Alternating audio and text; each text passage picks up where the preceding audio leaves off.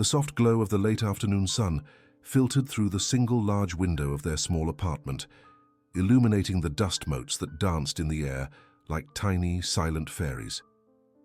It was a humble space, but one filled with a warmth that no amount of money could buy. On the worn but clean rug, 6-year-old Lily Vance squealed with a delight so pure it could have powered the entire city. Her small fingers, deft and gentle, were lost in the scruffy, honey-colored fur of her new best friend, a golden retriever mix they had named Lucky. She was meticulously grooming him with a small brush, her tongue peeking out from the corner of her mouth in concentration. Suddenly her brushing stopped. Her fingers had brushed against something hard and metallic, tucked deep and almost hidden within the worn, cracked leather of Lucky's collar. "Mummy, look!" she exclaimed, her voice a bell of curiosity. She worked the object free and held it up, its tarnished surface glinting in the slanted sunlight. Elara Vance, who had been sketching a logo design at their small dining table, turned her head, her breath caught in her throat. The pencil slipped from her fingers, clattering unheard onto the wooden floor. Her heart, a steady drum of maternal love just moments before, began to pound a frantic, violent rhythm against her ribs. The room seemed to tilt, the sounds of the city outside fading into a distant hum. She knew that object. She knew it better than her own reflection. It was her late husband's military dog tag. Not just a dog tag, but the specific one Captain Alex Vance had worn, etched with his name, his rank, his blood type, the one he used to let Lily trace with her tiny fingers when she was just a baby, telling her it was his good luck charm. How? How had this sacred symbol of her lost love, a piece of Alex she believed was gone forever, buried with the memories of a war 3,000 miles away, ended up here, around the neck of a stray dog they had adopted from a city shelter just 3 days ago? It wasn't a coincidence. It was an impossibility, a tear in the fabric of reality that left her gasping for air. But to understand the profound, earth-shattering weight of that small piece of metal, one must go back just a few weeks to a life painted in shades of worn denim and quiet resilience. Elara Vance was a fortress built on a foundation of fierce love. As a single mother in a bustling, unforgiving American city, her entire world revolved around the bright, vibrant laughter of her daughter. Every penny she earned from her freelance graphic design work and the long evening shifts she pulled at the Daily Grind Cafe was meticulously stretched, a constant, exhausting calculation to ensure Lily had everything she needed, if not everything she wanted. 3 years had passed since Captain Alex Vance was lost in action, but his absence remained a constant. Dull ache in the center of Elara's chest, a phantom limb she still reached for in the dead of night. She masked the void with a brave smile for Lily, weaving stories of her father's heroism, his kindness, his deep and abiding love for his family and for animals. It was this shared love that became a lifeline.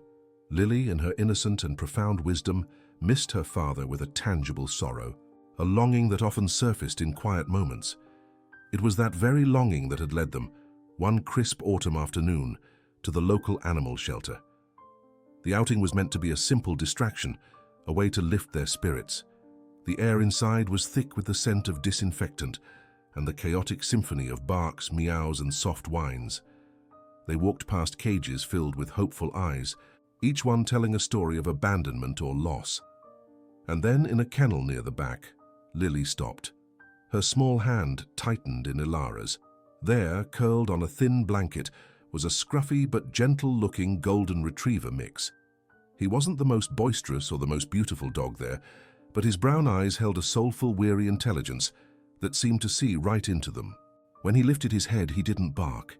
He simply watched them, a soft thump of his tail against the concrete floor.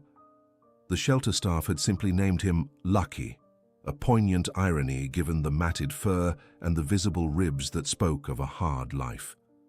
Lily's connection was instantaneous and absolute. She knelt by the cage, her small fingers reaching through the chain link. "He looks sad, Mommy," she whispered, her voice thick with empathy. "I think he needs us." Elara's mind raced. A dog was an added expense, another mouth to feed, another responsibility on her already overburdened shoulders. It was impractical, illogical. But as she looked at the dog's gentle gaze, she saw a flicker of the same quiet strength, the the same gentle spirit that had lived in Alex's eyes. She saw a companion for her lonely daughter, a living, breathing piece of comfort for their small, grieving family. In that moment, practicality lost its battle with her heart. She couldn't say no. They brought Lucky home. He settled into their small apartment with a quiet gratitude that was palpable.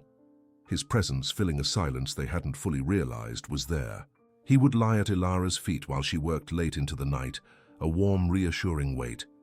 He would let Lily dress him in scarves and read him stories, his patience seemingly infinite. He was, in every way, the missing piece of their fractured puzzle.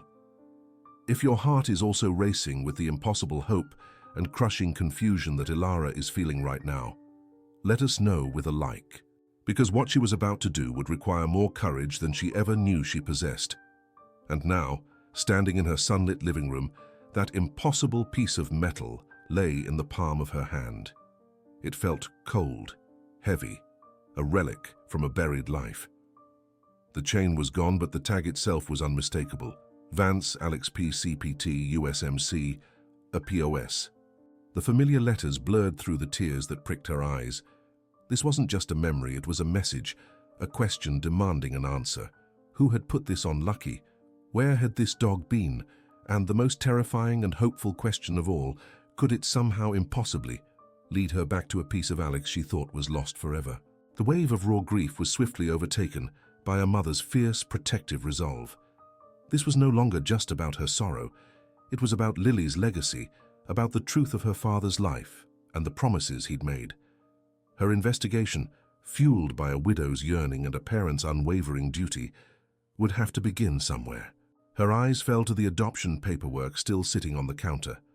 On it, under previous medical history, was the name of the clinic that had processed Lucky's intake before he was surrendered to the city shelter.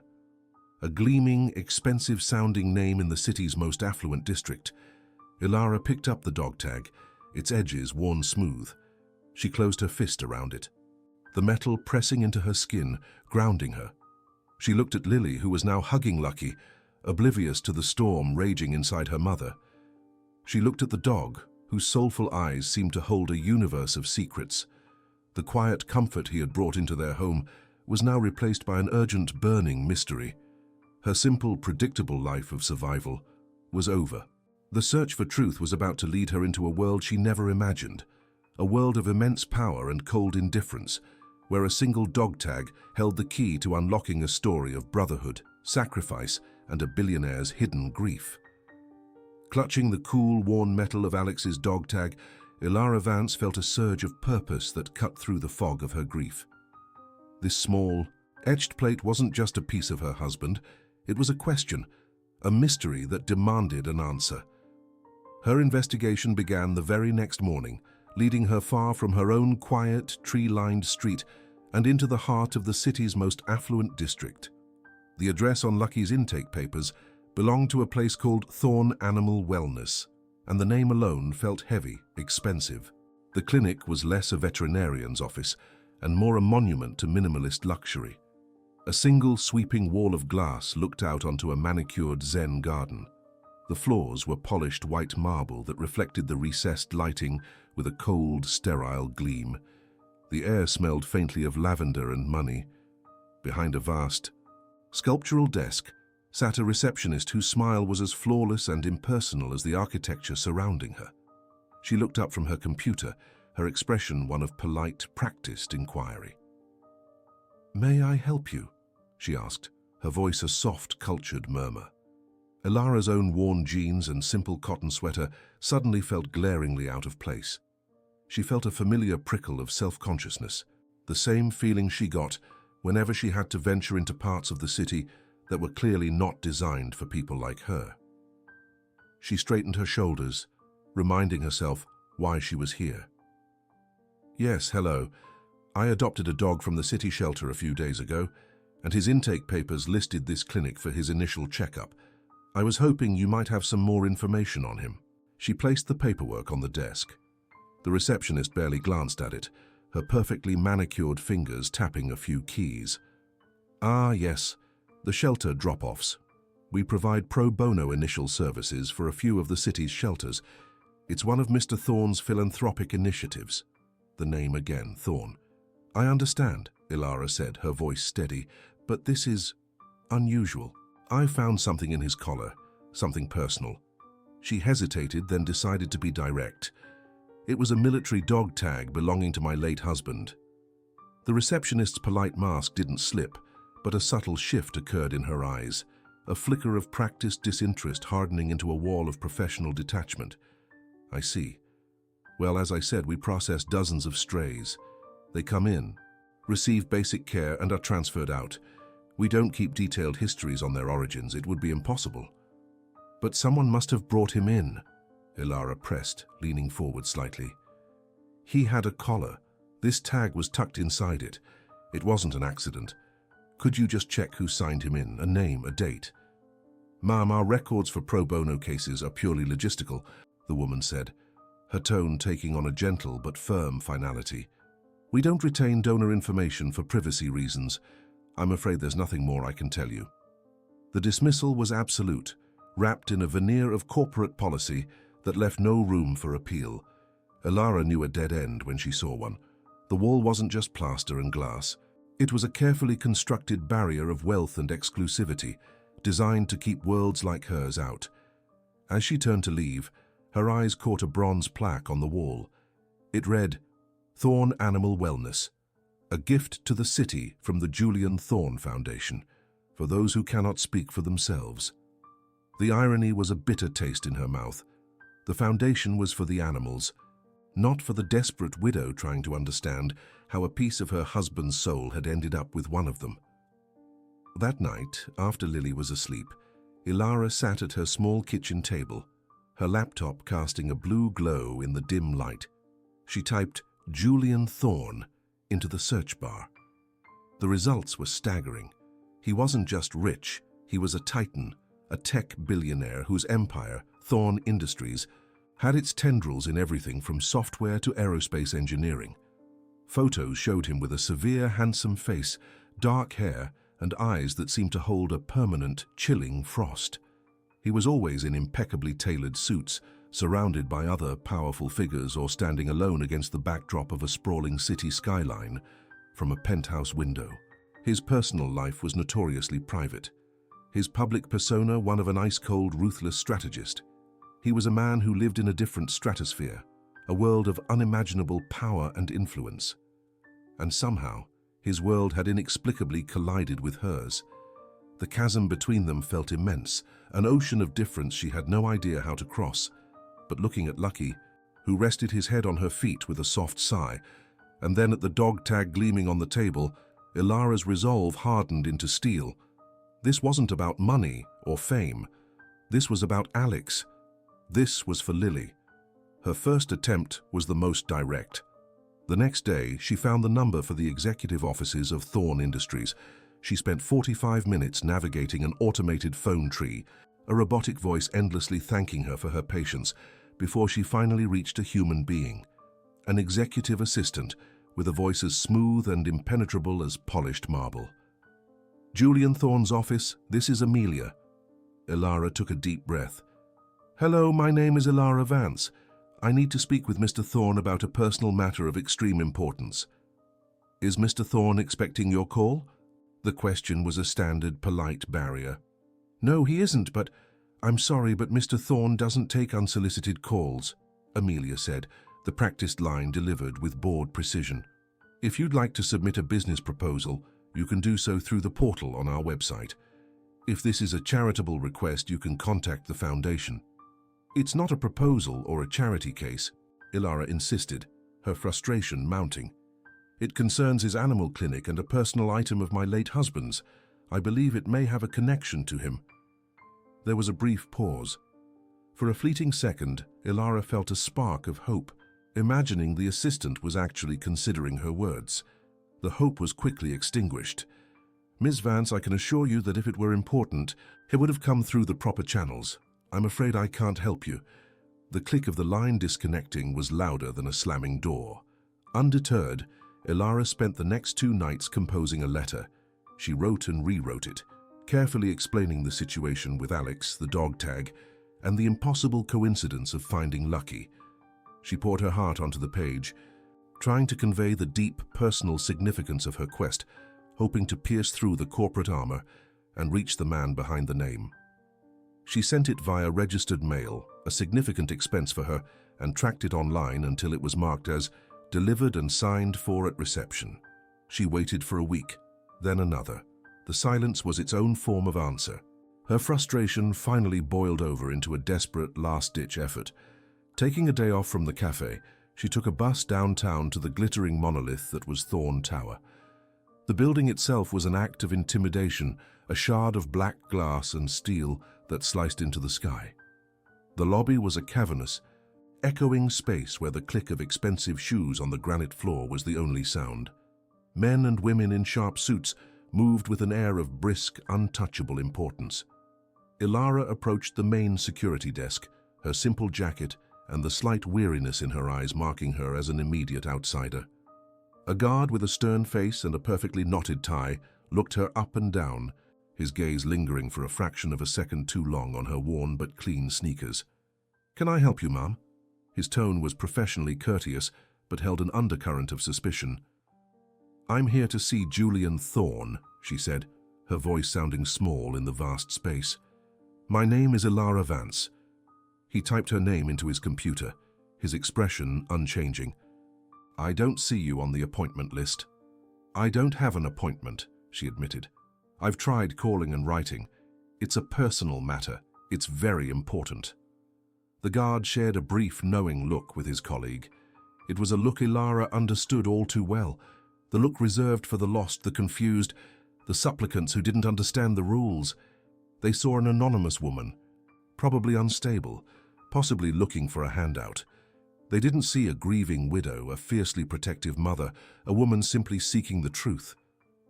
"I'm sorry, ma'am, but no one gets past this desk without an appointment," he said, his voice now stripped of its professional veneer, replaced by the flat, unyielding tone of someone used to dealing with nuisances. "If you don't leave, I'll have to escort you out." The humiliation was a hot flush that crept up her neck. She stood there for a moment, the sea of power and money flowing around her as if she were an invisible rock in a river. Every rejection had not been a simple no. It was a reinforcement of the cruel, unspoken hierarchy of the world. She was nothing to them. Her story, her pain, Alex's memory. It was all just an inconvenience, an unwelcome distraction in the life of a man like Julian Thorne. But as she walked out of the tower and back into the sunlight of the ordinary world, the humiliation didn't break her. It forged her.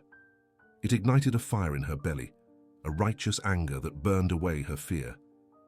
They could ignore her calls, discard her letters, and dismiss her in person, but Elara Vance would not be silenced. She would find a way to make Julian Thorne see her. She would find a way to make him listen.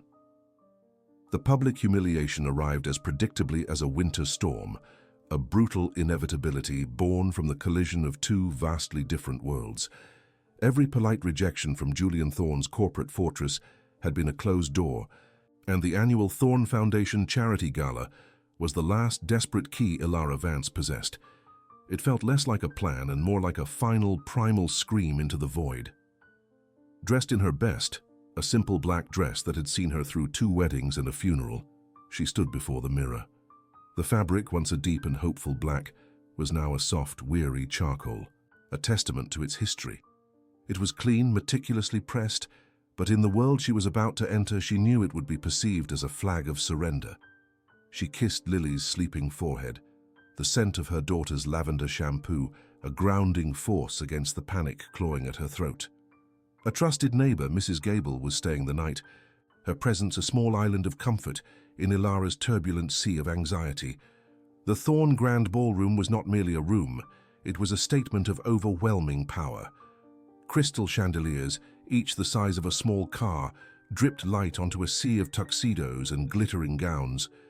The air was thick with the scent of expensive perfume and the low, confident hum of conversations about stock portfolios and summering in the Hamptons. It was a world so far removed from her own that it felt like a different planet.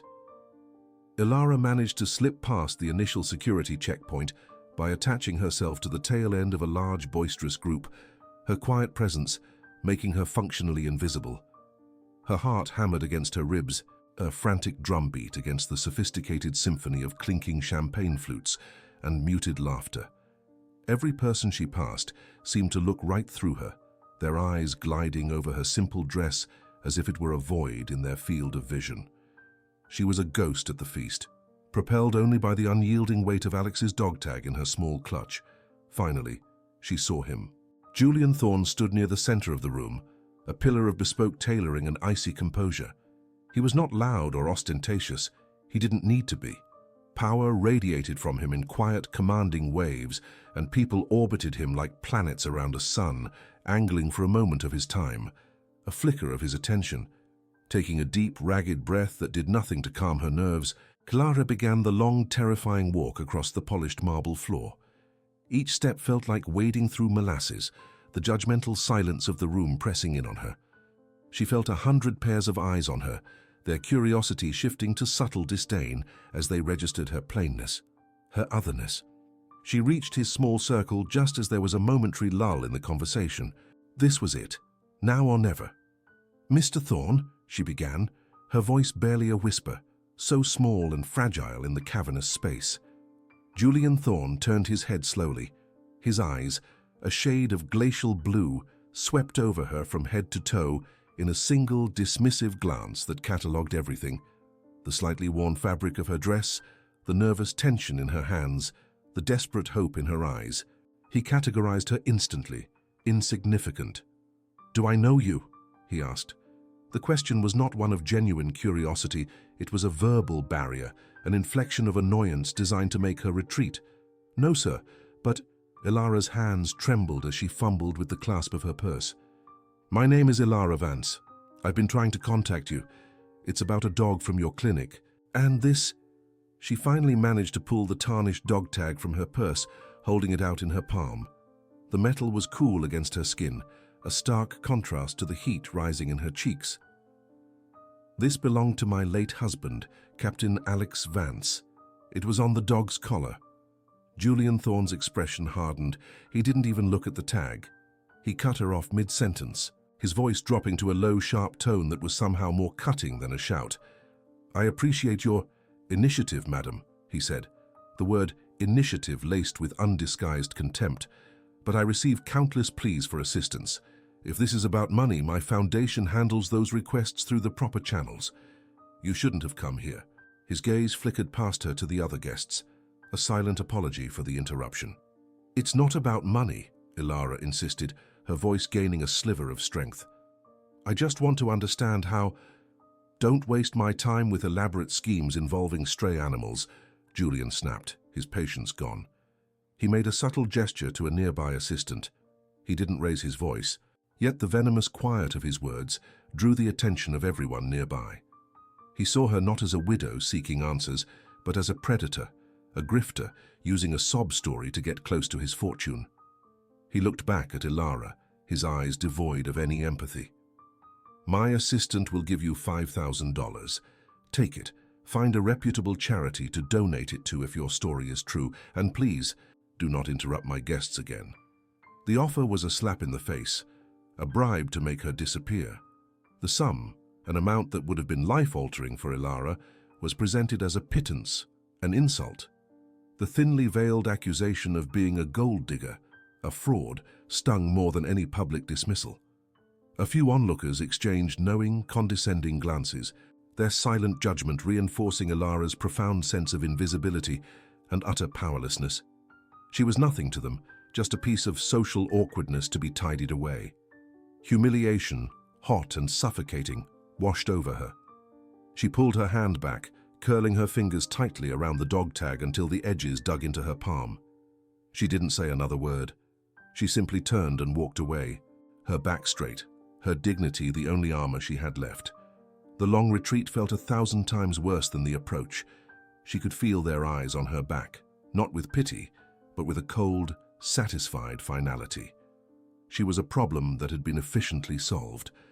That same night, back in the sanctuary of her small apartment, the silence was deafening.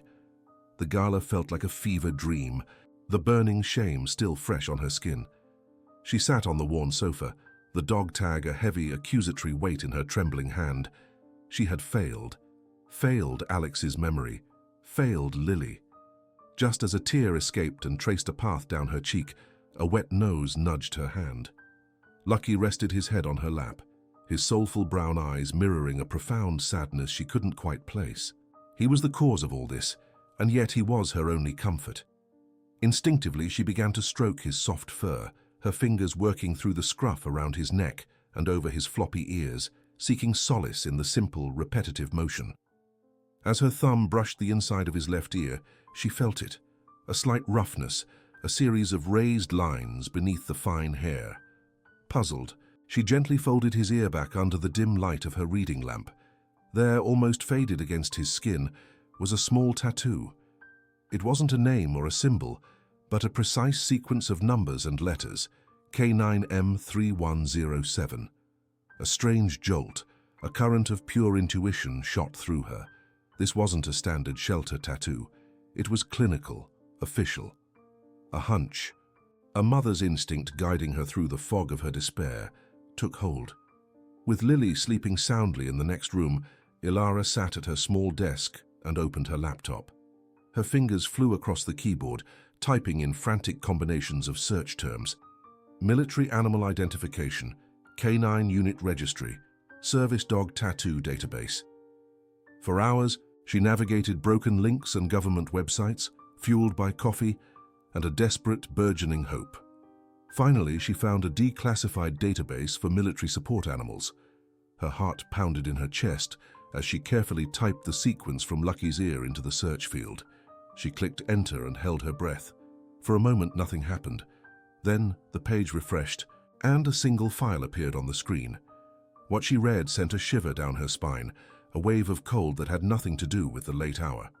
Lucky was not just any dog. He was registered as a military psychological support animal. His official designation was Lucky M3107. And then came the line that stole the air from her lungs and propelled her back towards Julian Thorne's world. This time armed not with a plea, but with irrefutable, earth-shattering proof. Official owner, First Lieutenant Ethan Thorne, Julian's younger brother, a soldier who, according to the file, had died in the very same tour of duty as Captain Alex Vance. Elara did not seek another confrontation born of desperation. She sought a resolution born of fact. Armed with the irrefutable truth, she bypassed the corporate sentinels and the velvet ropes, engaging Julian Thorne through the one language he was guaranteed to respect, the cold, unyielding prose of the law. Her presentation, delivered to a panel of his stone-faced attorneys in a glass-walled conference room high above the city, was not a plea. It was a statement of evidence. The crisp printout of Lucky's military service animal registration, the cross-referenced records of Captain Alex Vance's and First Lieutenant Ethan Thorne's joint deployment, and the high-resolution photograph of the dog tag, its unique etching stark and clear. There was no emotion in her voice, only the quiet, unwavering resolve of a woman who held an undeniable truth. The lawyers exchanged clipped, uncomfortable glances. The narrative she presented was airtight, a closed loop of logic that even their formidable intellects could not dismantle. It was a story not of a grifter, but of profound, intertwined sacrifice. Within 24 hours, the summons came. Not from a lawyer, but from Julian's personal assistant. A private meeting, his penthouse. The elevator ascended in unnerving silence, a gilded cage lifting Elara and Lily into a world of sterile opulence. The doors opened directly into a sprawling living space that felt more like a modern art museum than a home. Floor-to-ceiling windows framed a breathtaking, godlike view of the city below, the same city where Elara fought for every dollar, for every moment of peace. Julian Thorne stood by the windows, a silhouette against the afternoon glare, his posture rigid, radiating an aura of clipped efficiency. He turned, his eyes not dismissive this time, but guarded, analytical. They flickered to Lily, who clung tightly to Elara's hand, her small form a vibrant splash of life in the monochromatic room. "Ms. Vance," Julian began, his voice devoid of warmth, "my legal team has briefed me. It appears there is a connection." He gestured to a severe leather sofa. "Please." Elara remained standing, She would not be made to feel like a supplicant in his sterile palace. "Mr. Thorne, I didn't come here for a settlement. I came for an understanding." She reached into her bag and retrieved the dog tag, holding it flat on her palm. It seemed small and insignificant in the cavernous room, yet it held the weight of 2 lives. Julian's gaze locked onto it. A flicker of something, pain, memory, crossed his features before being suppressed. "It is my brother's, or rather, it belonged to your husband. I still don't understand the specific significance. Why this tag?" He was still searching for a loophole, a flaw in the story that would allow him to file it away as a tragic anomaly.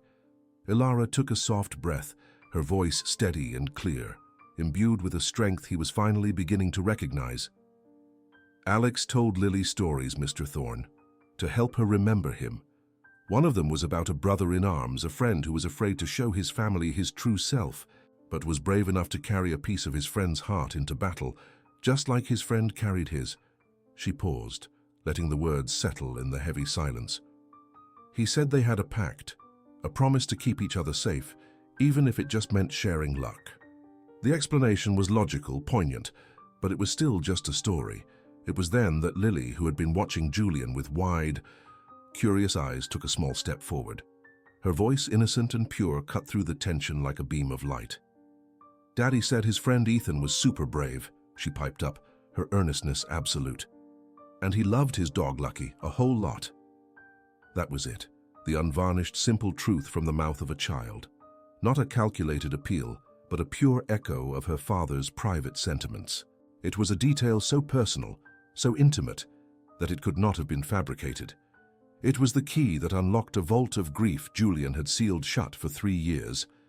The name, Ethan, spoken with such reverence by a stranger's child, struck him with the force of a physical blow. He visibly flinched, his composure shattering like the glass windows surrounding them.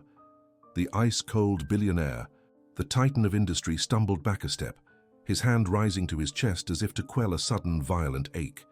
He saw it all in a flash flood of memory. Ethan, proudly showing off Lucky after completing his training. Ethan, quietly confessing his anxieties about living up to the Thorne name. Ethan, his face lit with a rare, genuine smile as he spoke of a friend, a captain, who understood him in a way his own family never had. The guilt was a physical thing choking him. Guilt for dismissing his brother's passion as a phase. Guilt for not listening, truly listening, to the man his brother was becoming.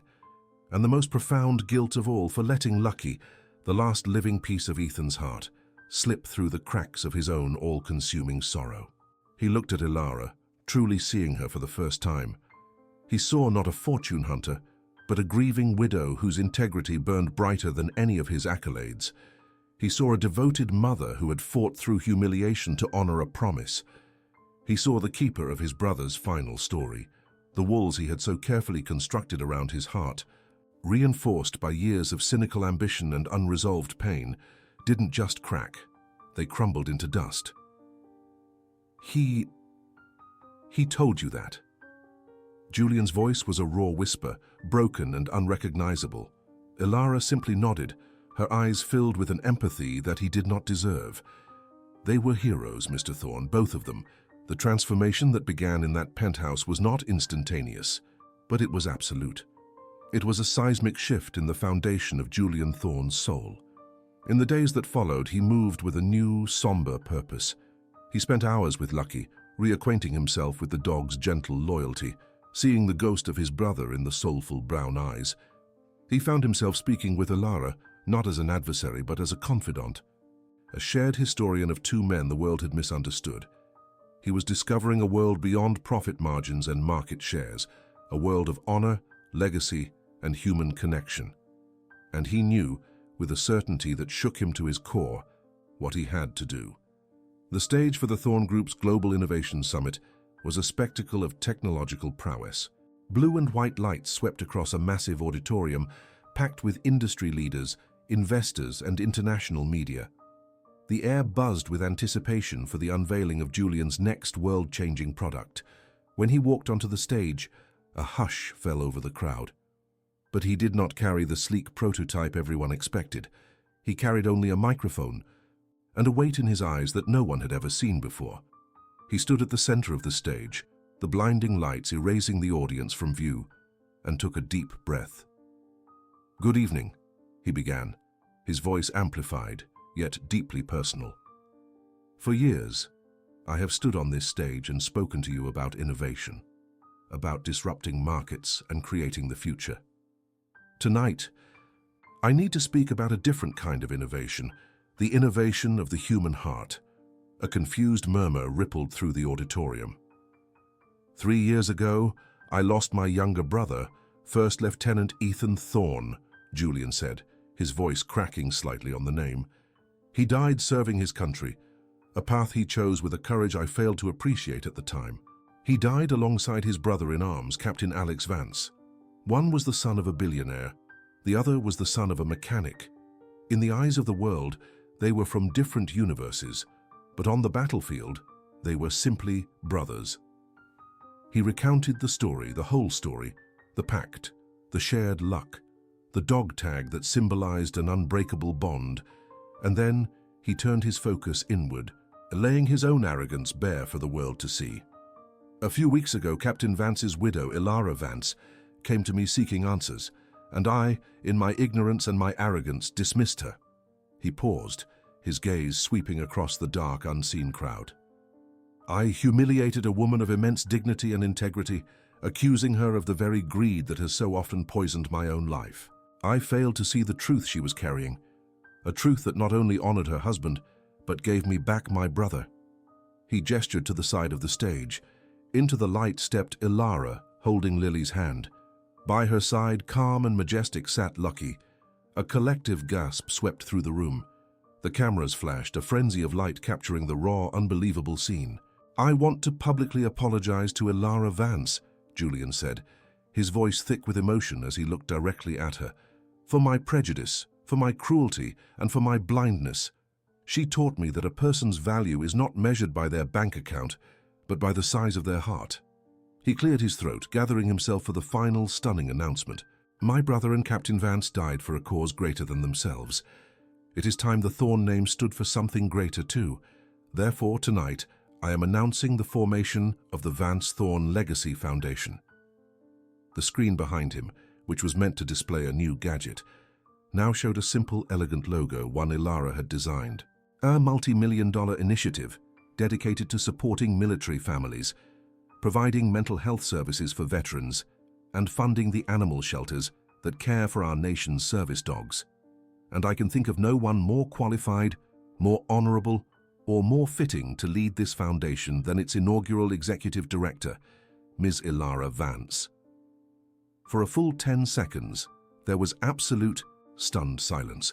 The audience, the sharks of Wall Street, the tech visionaries, the cynical journalists, was processing the impossible. Then one person began to clap, then another. Within moments, the entire auditorium was on its feet, erupting into a thunderous, sustained standing ovation that felt less like polite applause and more like a wave of communal catharsis. Tears streamed down Elara's face, tears not of sorrow, but of profound vindication and overwhelming gratitude. Lily, seeing her mother being celebrated and her daddy's name honored so grandly, beamed with a pride that lit up the entire stage. Julian Thorne, the man who had everything, had finally found the one thing he lacked: redemption. What he did that night shocked everyone, proving that the most powerful legacy isn't built from silicon and steel, but from compassion, humility, and the enduring power of a story that simply needed to be heard. The flashbulbs that had once felt like weapons now felt like sunlight breaking through a long, dark winter. In the days following the Global Innovations Summit, Elara Vance found herself at the epicenter of a media storm. But this time she was not its victim, she was its hero. News outlets that had once ignored her existence now clamored for her story, a modern-day parable of David and Goliath, of quiet dignity triumphing over arrogant power.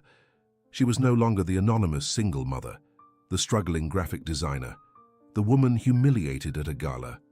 She was Elara Vance, executive director of the Vance Thorne Legacy Foundation, a name now synonymous with integrity, resilience, and a strength that had brought a billionaire to his knees, not in defeat, but in redemption. Her new office, located on a dedicated floor of the Thorne Tower, was a world away from her cramped apartment. Floor-to-ceiling windows offered a panoramic view of the city that had once seemed so indifferent to her struggles. Yet, she had not requested opulence. The space was minimalist, warm and functional, filled with art from local veterans and photographs of smiling families, the very people the foundation was created to serve. Her first act as director was not to sign a check, but to unroll a large blueprint on a sleek conference table. It was a preliminary design for the foundation's new headquarters, a project she herself was branding. The logo she had sketched was simple, yet profound. 2 dog tags, 1 silver and 1 bronze, intertwined to form an infinity symbol, cradling a single stylized paw print. It was a tribute to Alex and Ethan, to Lucky, and to the unbreakable bonds forged in loyalty and sacrifice. She was no longer just designing to survive, she was designing to honor, to build a legacy that would outlive them all. Julian Thorne was a changed man. The icy armor he had worn for years had melted away, revealing the grief-stricken brother he had kept locked inside. He found solace not in boardrooms or stock market reports, but in the simple, unconditional companionship of Lucky. He would take the golden retriever for long walks in the park, his bespoke suit traded for a simple sweater and jeans, his mind quiet for the first time in years. He'd throw a ball and watch Lucky bound after it, a goofy, joyful abandon that reminded him so much of Ethan's lighter side, the side Julian had been too busy and too self-important to truly appreciate.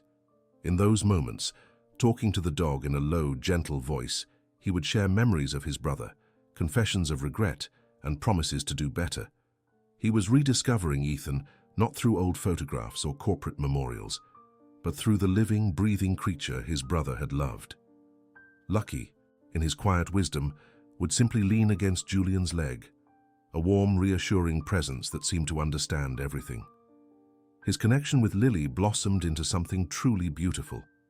He never tried to be a father figure. He understood that Alex's place in her heart was sacred and untouchable.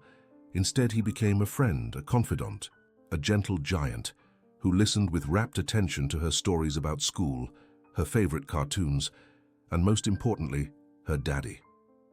One rainy Saturday afternoon, he found her sitting at the large table in Elara's new, spacious apartment, a place he had insisted upon, framing it not as a gift, but as a necessary amenity for the foundation's director, diligently coloring. "What are you drawing, Lily?" Julian asked, his voice softer than anyone at Thorne Industries had ever heard it. "It's Daddy and his friend Ethan," she said, not looking up from her work. She held up the paper. 2 stick figures in military uniforms stood side by side, holding hands. A smiling, scruffy dog sat at their feet. "They're in heaven with Lucky. But it's okay, because we have the other Lucky here to remember them." A lump formed in Julian's throat. He knelt beside her, his 6'3" frame folding to meet her small world. "That's the most beautiful drawing I've ever seen," he said, his voice thick with emotion. "You know, your daddy was the best friend my brother ever had. He helped Ethan be brave." Lily looked up, her eyes wide and serious. "My mommy is brave too. She found Lucky's secret." "Yes, she is," Julian agreed, his gaze drifting towards the kitchen, where he could see Elara preparing lunch, a soft smile on her face. "She's the bravest person I know." The relationship between Julian and Elara evolved organically, built on a foundation of shared loss and a common purpose. The power imbalance that had once defined them had vanished, replaced by a profound mutual respect. They spent long hours working together, mapping out the foundation's future. Their conversations were a seamless blend of logistics and deeply personal reflections. He would ask for her input on multi-million-dollar investment strategies, valuing her practical, human-centered perspective. She, in turn, would share stories about Alex, painting a picture of the man, not just the soldier, allowing Julian to feel closer to the hero who had stood by his brother's side. One evening, while reviewing grant proposals for a new veterans' mental health initiative, Elara paused, a thoughtful expression on her face. "He would be so proud, you know," she said quietly. Julian knew immediately she was talking about Alex. "Ethan would be too," he replied, his voice equally soft. He looked at her, truly looked at her, seeing not the woman he had once dismissed, but a partner whose strength mirrored his own ambition, but was tempered with a compassion he was only just beginning to learn. The air between them was no longer charged with tension, but with a quiet, comfortable understanding. There was no need to rush, no need to define what was growing between them.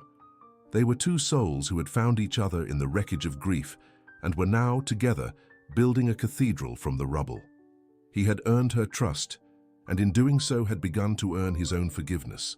The Vance Thorne Legacy Foundation's first major public project was the grand reopening of the very city animal shelter, where Elara had found Lucky. With a substantial grant, the facility was transformed from a drab, overcrowded space into a bright, state-of-the-art wellness center for rescued animals, with a special wing dedicated to training and caring for service dogs. At the ribbon-cutting ceremony, Julian and Elara stood side by side. Julian spoke first, not about money or innovation, but about second chances. Then he turned the microphone over to Elara. She stood before the crowd, Lucky sitting faithfully by her side, Lily holding her hand. Her voice, once a timid whisper in a ballroom, now rang out with quiet confidence. She spoke of how one dog had carried a secret that connected two disparate worlds, and how that connection had sparked a movement of compassion.